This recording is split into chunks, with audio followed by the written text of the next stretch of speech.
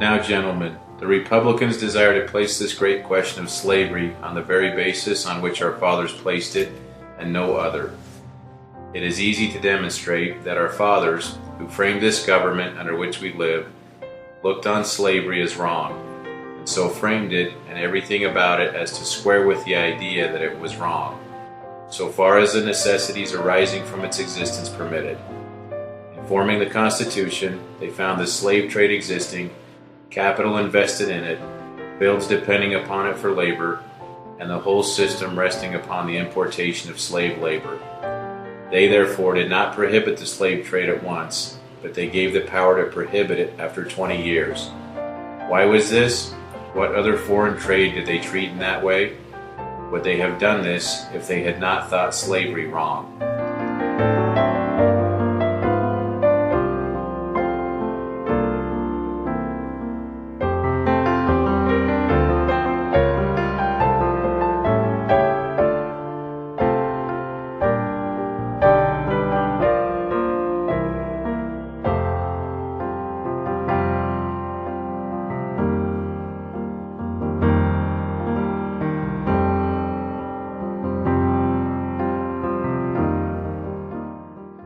Fourscore and 7 years ago, our fathers brought forth upon this continent a new nation, conceived in liberty and dedicated to the proposition that all men are created equal.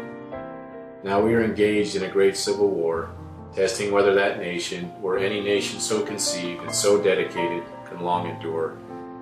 We are met here on a great battlefield of that war. We have come to dedicate a portion of it as a final resting place for those who here gave their lives that the nation might live. It is altogether fitting and proper that we should do this.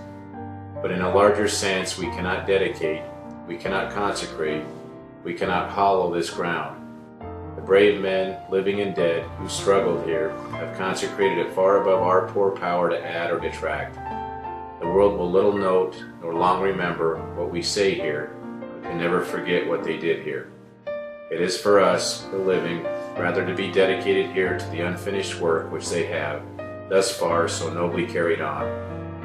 It is rather for us to be here dedicated to the great task remaining before us, that from these honored dead we take increased devotion to that cause for which they here gave the last full measure of devotion, that we here highly resolve that these dead shall not have died in vain, that this nation shall have a new birth of freedom, and that this government of the people, by the people, for the people, shall not perish from the earth.